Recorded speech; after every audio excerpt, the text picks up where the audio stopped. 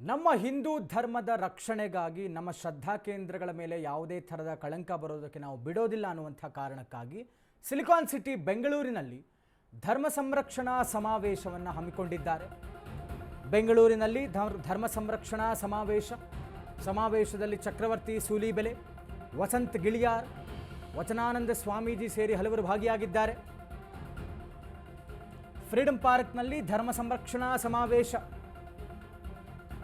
ಹಿಂದೂಗಳ ಧಾರ್ಮಿಕ ಕ್ಷೇತ್ರಗಳ ಬಗ್ಗೆ ಷಡ್ಯಂತ್ರ ನಡೀತಾ ಇದೆ. ಬೃಹತ್ ಸಮಾವೇಶದಲ್ಲಿ ವಸಂತ್ ಗಿಳಿಯಾರ್ ಹೇಳಿಕೆ ಕೊಟ್ಟಿದ್ದಾರೆ.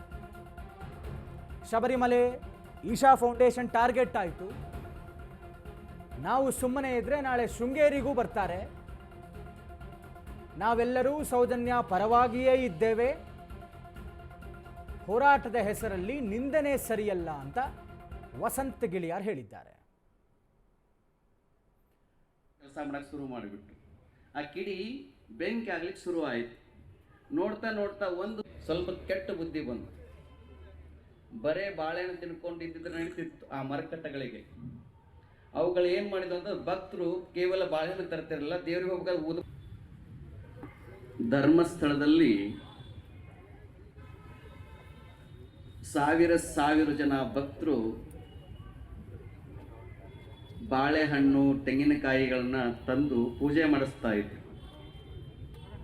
ಆ ಬಾಳೆಹಣ್ಣುಗಳ ಆ ಕಿಡಿ ತಗೊಂಡು ಏನು ಮಾಡಿದ್ರು ಅಂತಾರೆ ಅಂತಂದು ಆವಾಗ ಧರ್ಮಸ್ಥಳದ ಹೆಗಡೆಯವರು ನನಗೆ ಹೇಳಿದ್ದು ಇನ್ನೂ ನನಗೆ ನೆನಪಿದೆ. 2003ನೇ ಇಸ್ವಿಯಲ್ಲಿ ಅವ್ರು ಹೇಳಿದ್ದು, ವಚನಾನಂದ ಸ್ವಾಮಿಗಳೇ, ನಿಮ್ಮ ಪಾಡಿಗೆ ಯೋಗ ಮಾಡೋದು ದೊಡ್ಡದಲ್ಲ, ನೀವು ಯೋಗ ಶಿಕ್ಷಕರಾಗಬೇಕು, ಯೋಗವನ್ನು ಕಲಿಬೇಕು, ಅದಕ್ಕಾಗಿ ನೀವು ಋಷಿಕೇಶ್ ಹೋಗಿ ಅಂತ ಹೇಳಿದವರೇ